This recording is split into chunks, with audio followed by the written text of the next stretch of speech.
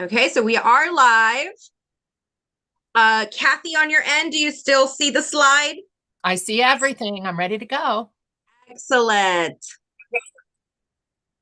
Excellent. Excellent. Okay, so I'm going to go ahead and start admitting our guests as we get excited and ramped up for today. Thank you for joining. Thank you for joining. All right. And we are at the top of the hour. So we'll go ahead and get the show on the road on this amazing Thursday morning. So we're back for week 2 of Rewiring Change, a neuroscience-backed approach to leading transformation. And I'm all too excited for today. I'm not flying solo, which makes it very exciting. But before we get started, I'll share a little bit about who we are. So, Management Cues is a leadership and training company, but that's not what makes us super exciting. What makes us super exciting is that we're scientifically proven to work. We track performance in the training experience, and we really focus in on the experiences that the people within the roles are having. And we get super curious. We nerd out to an extreme about the experiences that people are having, and that's how we come up with some of the content and training and approach that you're going to hear and listen to today.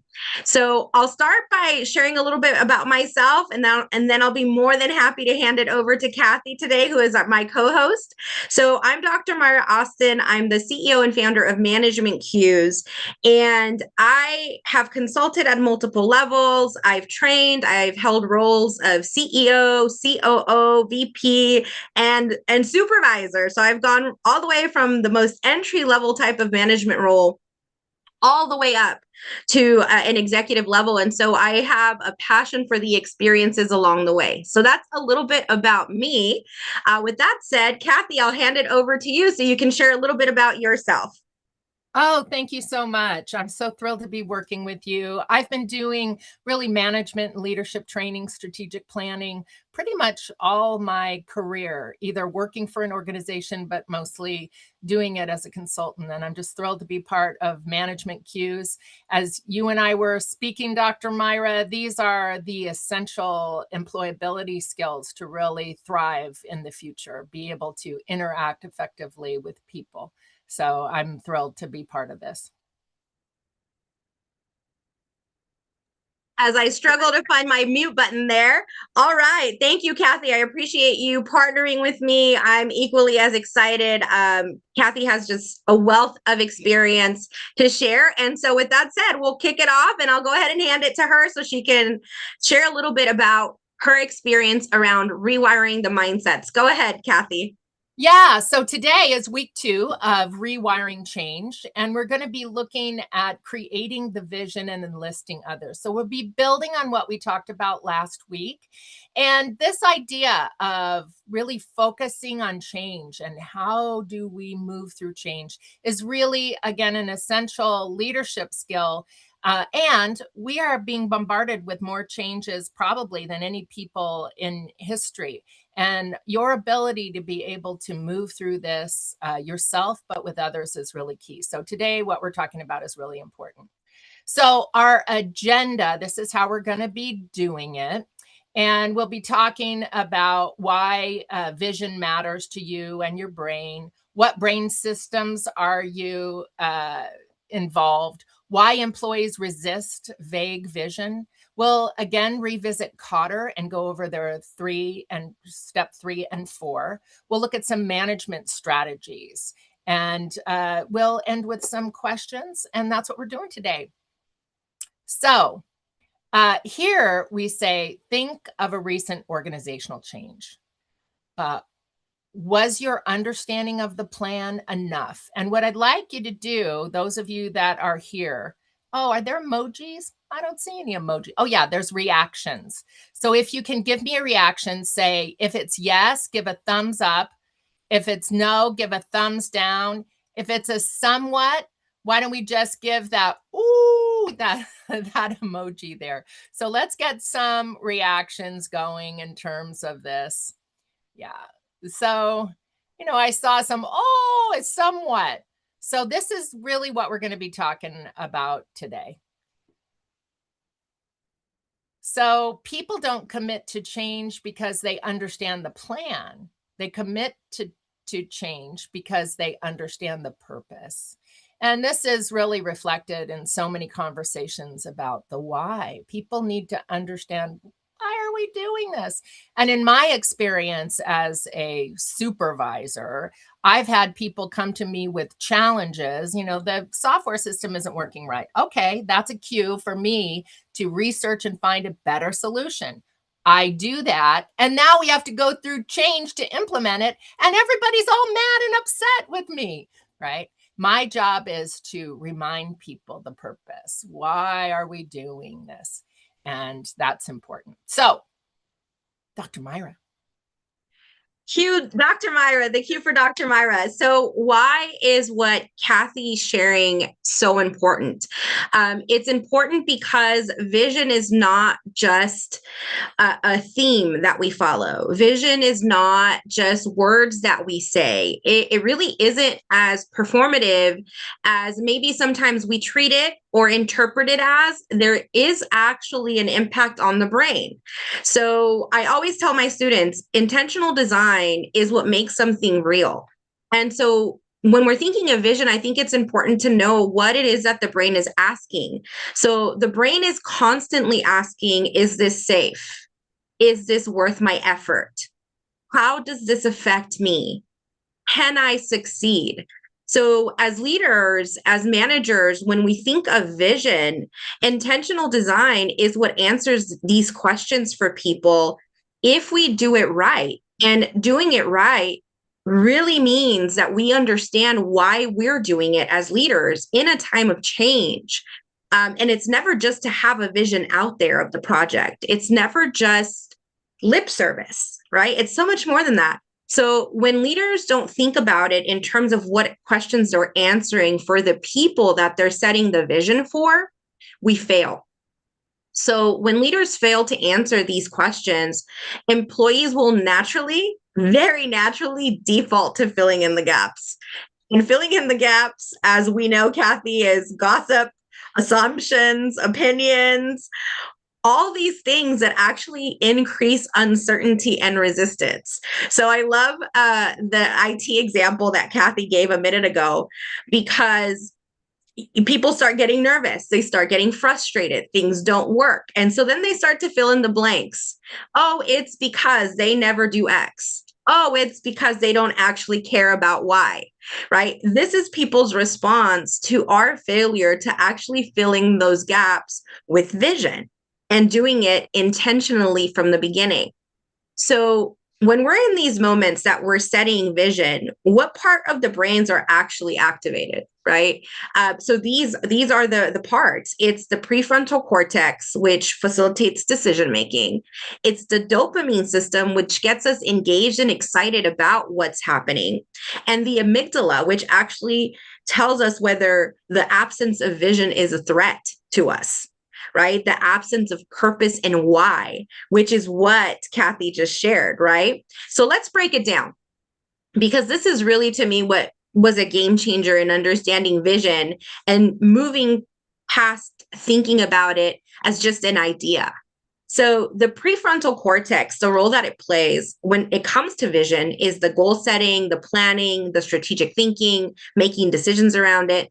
The leadership cue is that a compelling vision gives the prefrontal cortex a meaningful destination.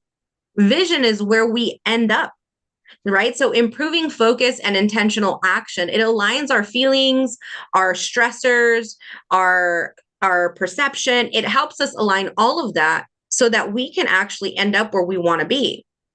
The dopamine system gets activated, right, with a vision setting. So it allows us to anticipate meaningful progress because we can see the light, right? Experience purpose, achieve milestones, and believe that success is actually attainable. We can actually do this. Vision allows us to feel and think that way.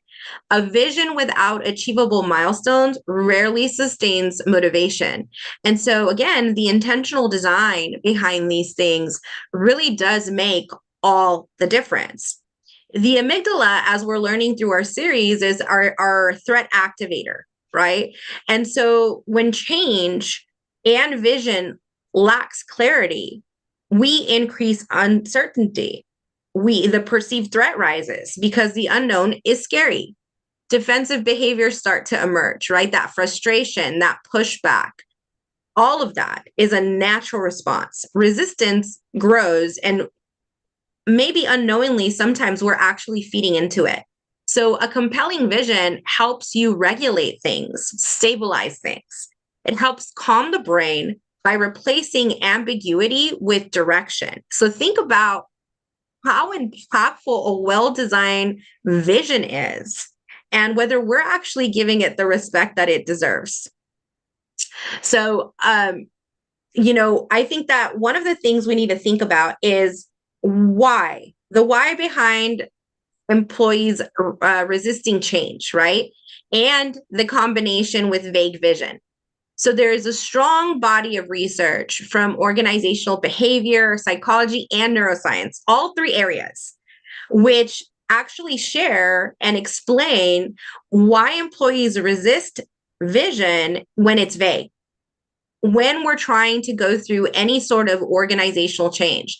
And I think it's really fascinating because when we connect the dots, things make a lot more sense, but it also allows us to mitigate risk. It also allows us to understand our role and the importance of where we should allocate not only resource and time, but attention, right? Because we understand the response that we're going to get. When leaders communicate vague messages like things are changing, so just think about how you start these sentences when you're about to share a change, right? That's such a such a small cue to act, but if it's not done well, we're promoting perhaps the wrong thing. The brain fills the gaps with the worst case scenarios. So just know that about people, that as soon as they hear the word change and something as vague as things, you've already activated them. They've already gone into threat mode. The brain fills the gaps with worst case scenarios. So effective leaders know to replace ambiguity with clarity. And they do it as soon as the words come out of their mouth. I mean, the first sentence, you select those types of words. So with that said, I'm all too excited to hand it right back to Kathy so she can walk us through Kotter's step 3. Well, thank you. And we introduced Kotter last week. Today, we're going to expand it. And one of the things I want to just also share, when you're the leader, you have the information. Things aren't ambiguous to you. It may seem very clear what you're doing. And so this concept of being very clear about how you communicate things, how you talk to people, is really key, because they don't know that all the ins and outs and the reasons why things happen that you do. So our communication is important. And what Kotter says in step 3 is we need to create a strategic vision. So let's look at what he means by that. For Kotter, he says, develop a clear, compelling picture of the future that provides employees with direction, purpose, and confidence during change. So this is important. We did talk about purpose, but we need to know, as Dr. Mayra said, and we need to have these milestones. So it's not this thing that's so far out there, I can't reach it. We need to see direction and markers along the way that we're going in the right direction, and helping people feel like they can actually achieve it.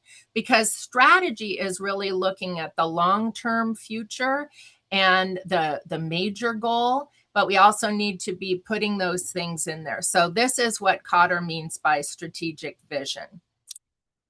So why does this step matter? Because people don't commit to a change just because you said so. And you may have a lot of trust and good rapport with people, but we need to remember that both trust and rapport are very fragile. And so you're initiating a change, you're asking people to do things differently, and it may impact their sense of self-esteem in the workplace. I was working on a change project that was intended to make the organization paperless, and it seemed to go off quite well. This, again, it was a online system that people were using.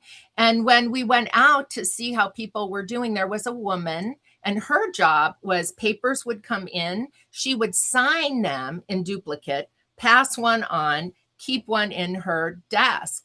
And so she was open to the change. Everything seemed great. When we went to check how she was doing, it would come into her electronically in the system. She would electronically sign it, and then she would print the paper and physically sign it and put it in her file. And we were like, why are you doing that? And she said, because I'm the one who authorizes this paperwork. And we're like, yeah, but we're trying to be paperless. I mean, she almost started crying.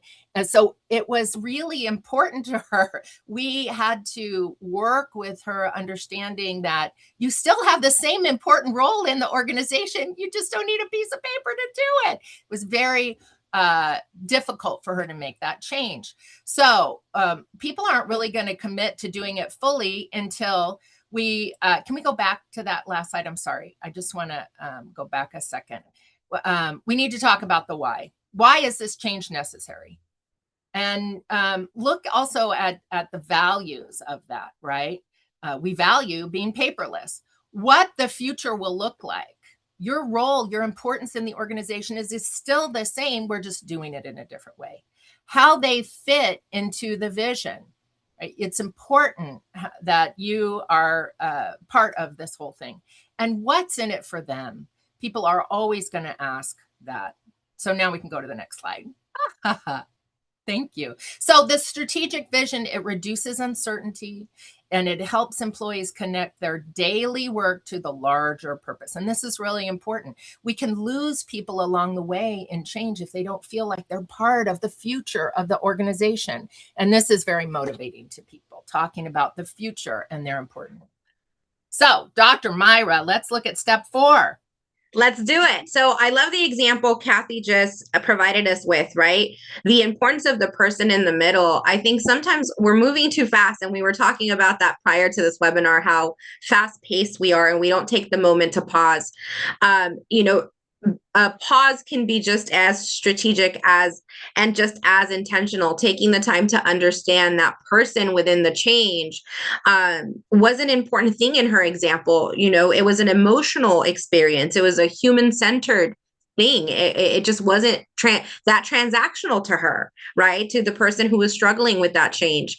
And that's okay. It's just something that as managers and leaders, we have to just get curious and understand. So Kotter's step 4 is about enlisting a volunteer army. And in the last session, we talked about building a coalition. This is taking step 4 is going deeper in that movement and building widespread commitment, because you can't successfully move through change alone. So as a manager and a leader, you have to recognize that it's just simply not about you.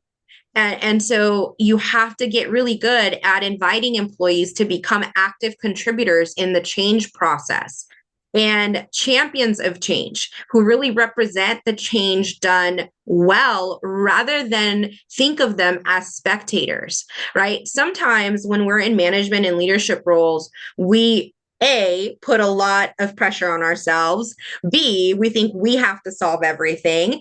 And C, I'll say this, and C, we don't share enough of the decision-making authority that needs to happen. And change involves us all. And so back to Kathy's example, really understanding that they're an active player in the change helps kind of shape our perception of change. So why this step is so important, right? It's important because change gains momentum only when the employees actually feel like they're creating something with you. It's believe it or not, being told what to do is not super exciting. So I don't know if you've ever been told what to do. How excited did you feel about that? Probably not much. And so during change, you have to remember these things. People are more likely to build support when they are part of the process, when they have a voice that's welcomed, when they can critique it and challenge it and give you their perspective.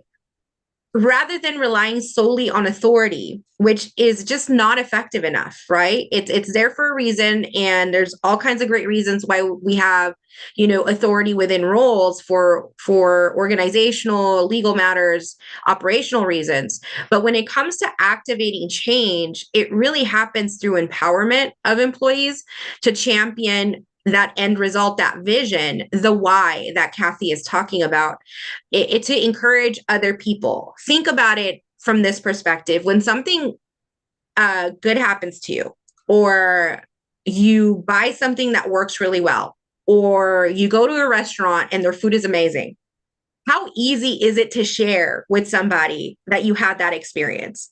It's super easy because it was awesome, right? So change is like that too. When you can help people feel that something works, that it's going in the right direction, that it serves them, they tend to share that piece too with others, right? And this is how you do it, right? Is creating some authentic experiences about that. So I'm going to go ahead and pivot it right back to Kathy on management strategies. Yeah, so the question now is, how do we do this? What actions do we as leaders take to successfully move through change? So let's look at this. Yeah. So some of the effective leadership behaviors is to be able to set the strategic vision is, again, we've mentioned this before, but we can't overemphasize it. What is the why behind the change? And how do you communicate that in a way that people can not only understand, but they can, have a positive reaction, and you get excited about that. Paint a really vivid picture of the desired future, right? Reward theory tells us that we can't do anything about the past. So we want to talk about the future and how it's desired. This is going to, it might not be, oh boy, it's just a new payroll system, but there are reasons why this is going to be important for the organization to thrive in the future. Connect the organizational goals to the actual roles that each individual plays. And this is important too, because job descriptions, tasks might change as change is there. And I say this a lot to my students when I've had employees to come and say, it's not my job, is not at all acceptable to me. We get hired with a certain role and responsibilities, but those change and morph as the organization grows and develops and unfolds. And change might mean that roles and tasks change. So we need to connect how they're going to be doing things differently now to where the organization is going. And it's important that we find multiple ways to communicate this. There are some people who are more auditory, you just say it, and then they get it. And I have managers that I coach who say, well, I told them so. Yeah, but they didn't get it. When we're communicators, we have a responsibility to make sure the message we wanted to send was the one that was received. So multiple channels, do it in verbally, do it in writing, do it in groups, do it individually. Make sure everybody has an opportunity to pick up on that, and you monitor. Oh, this person is on board. This one isn't. Okay, I'm going to have to find a different way to communicate with them about that. And stories and examples. I'm a big storyteller. It's just part of who I am ever since I was a little kid.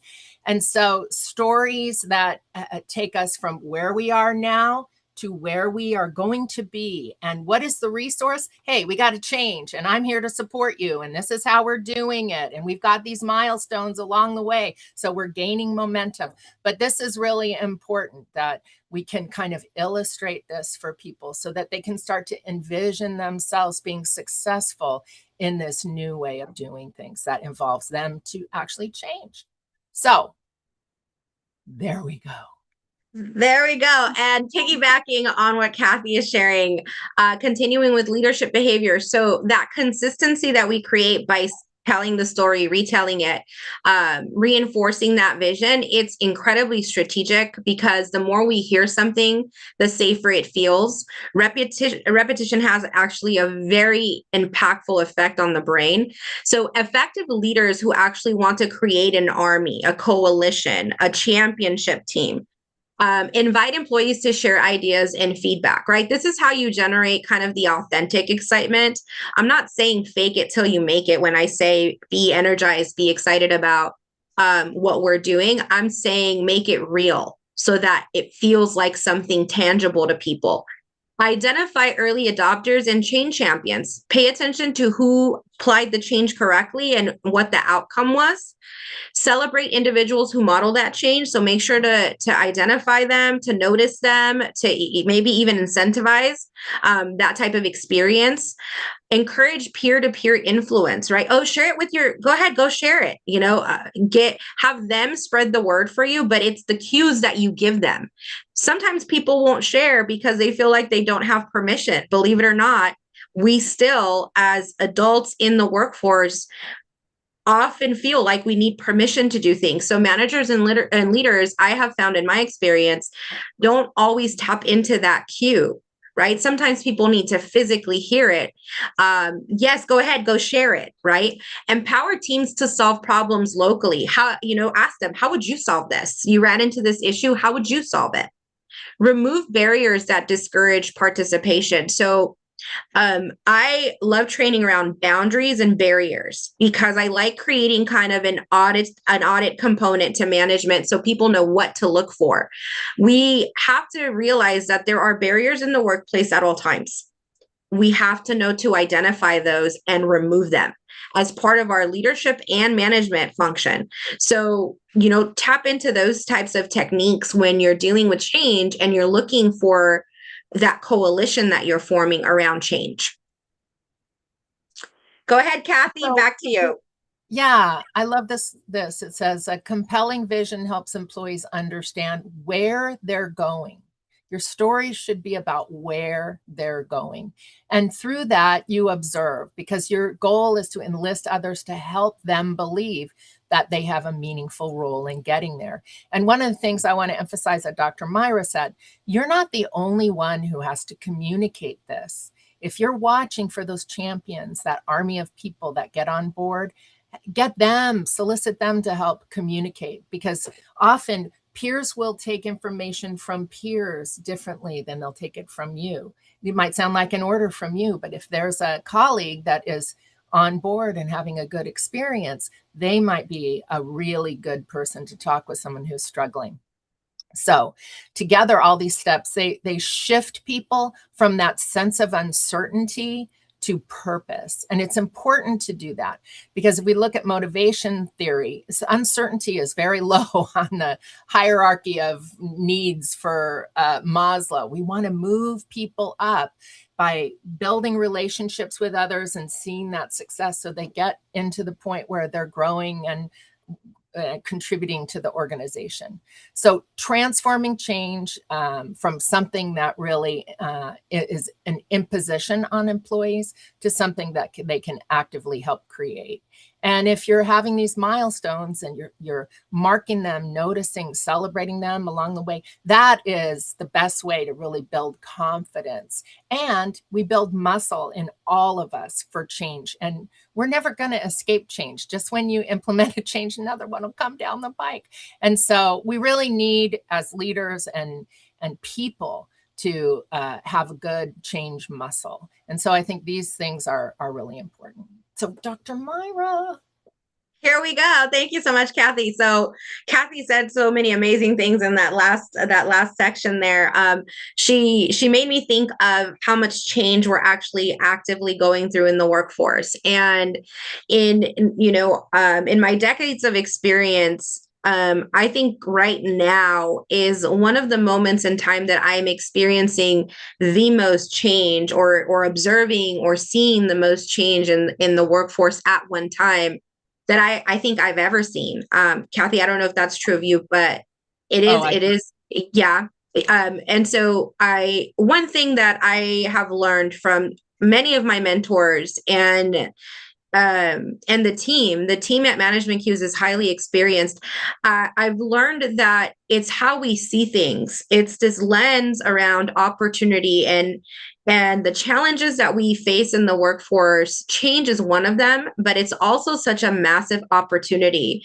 And so I just wanted to say that when we look at these things, when we start to get curious, it changes for the leader and the manager. And when you naturally get curious, it changes from a challenge to an opportunity. And as Kathy mentioned, Maslow's hierarchy of needs, I thought, we really can fill a lot of gaps during a change moment for people. It could bring us closer, just like it could tear us apart.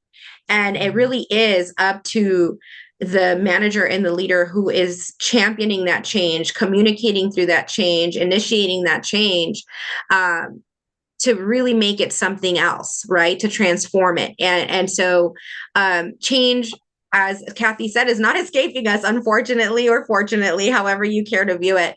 But here at Management Cues, we take pride in designing tools in making management accessible and easier. And so for joining today's webinar, you will be receiving this next tool that goes along with the second week. And it's going to be covering step 3 and 4 of Kotter. And it's going to give you a checklist. It's going to give you prompts of things that you can use in these steps to kind of create your vision, to know what to ask for, and how to create that coalition step by step, so that if this is something that might serve you as you're thinking about it, to be a little bit more intentional and design oriented in things that maybe we sometimes take for granted during change. Did you want to add anything to this piece, Kathy? No, I think it's great, and your perspective is spot on. We're going to experience more and more change. And you mentioned like what my take on what's happening now. I just think there's a lot of uncertainty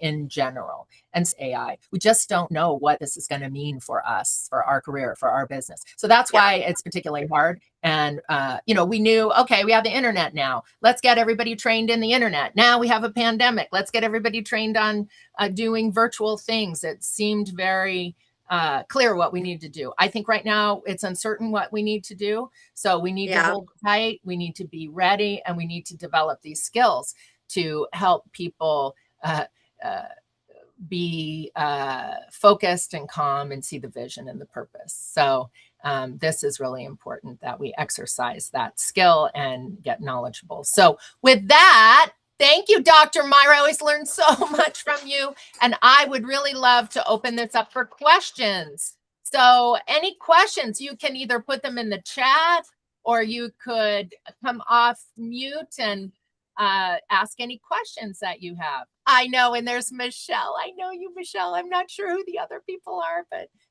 thank you for the emojis. We so appreciate it. Like Kathy said, if you have anything, any comments or any feedback or any questions, now is definitely the time before we move on to the close. All right. Okay. Well, Kathy, it looks like we have a quiet group today, so I'm going to go ahead and move on. So training and support resources. So part of our mission at Management Cues is giving you guys access to some of the stuff that we do, some of the unique things that we identify in things like change for managers. So you're going to get your session recording, a copy of the webinar deck. You're going to get the change management tool for step 3 and 4. And of course, on the deck, you have access to our training programs, our management planner, our neuroscience studies, a free consultation with me if you would like, and access to view our membership programs if you're interested. And of course, we always share our featured journal here, which journaling is very much a proven tool for managers and leaders according to neuroscience. And so proceeds of this journal go to EXP, the Opportunity Engine, which gives youth opportunities to experience the workforce in different ways, so that they could really get a feel for what's out there. And we love to champion organizations like that and continue to kind of champion that whole access to learning, right? And different kinds of learning. So with that said, I'll see you all next week in week 3. And in week 3, we're going to be covering from resistance to resilience. And so I noted in this session, understanding how to audit and look for barriers and things that hold people back. In my experience, that wasn't a natural thing. I actually had to learn about it. So my assumption right now is that there's a lot of managers and leaders out there that may not consider certain things barriers that are. And so next week will be interesting. And then we'll take a brain-based coaching approach to how to address those and how to look for those. Did you want to have any closing thoughts to share, Kathy? I think I'm just really grateful to be working with you, Dr. Mayra, and I'm so grateful for all the people who came on board. And I know there'll be a lot of people watching on YouTube, and Management Cues is here. We're here for you. Thank you so much. We really appreciate it. And I'll give you the last word, Dr. Mayra. Yeah, thank you. Thank you so much for joining, and thank you all for watching and participating. We hope that you're enjoying the series, and can't wait to see you next week. Take care.